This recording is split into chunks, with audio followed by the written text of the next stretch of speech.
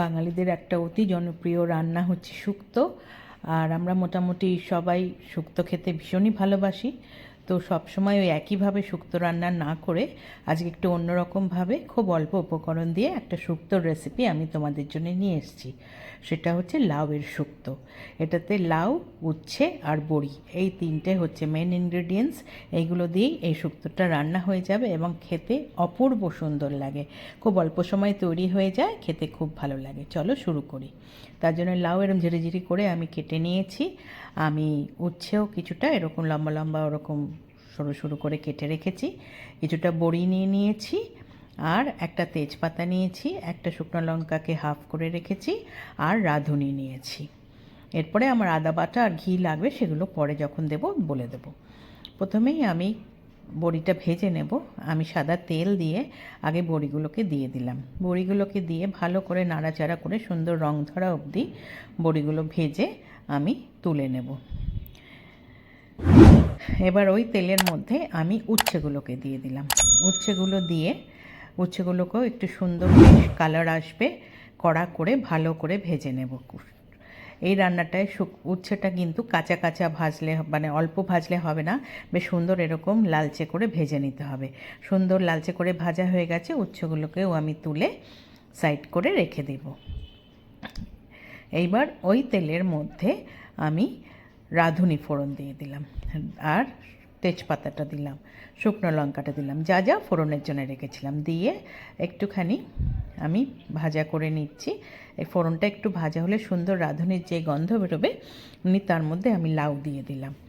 লাউটা দিয়ে ভালো করে কিন্তু মিশিয়ে নিচ্ছি।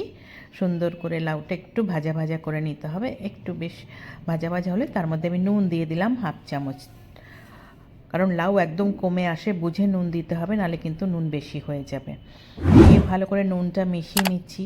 দিয়ে কাঁচা লঙ্কা একটা আমি শুধু হাফ করে প্রত্যেকে দিয়ে বা ঢাকা দিয়ে গ্যাস সিম করে দিলাম 5 মিনিটের জন্য। 5 মিনিট পরে খুলেছি, দেখো লাউ নিজের জল ছেড়ে দিয়েছে এবং লাউটা অনেকটাই সেদ্ধ হয়ে গেছে এর জন্যে।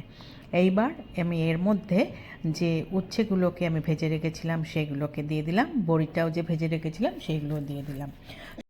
এবার উচ্ছে আর বড়ি একসাথে লাউয়ের সাথে ভালো করে মিশিয়ে একটুখানি নাড়াচাড়া করে নেব।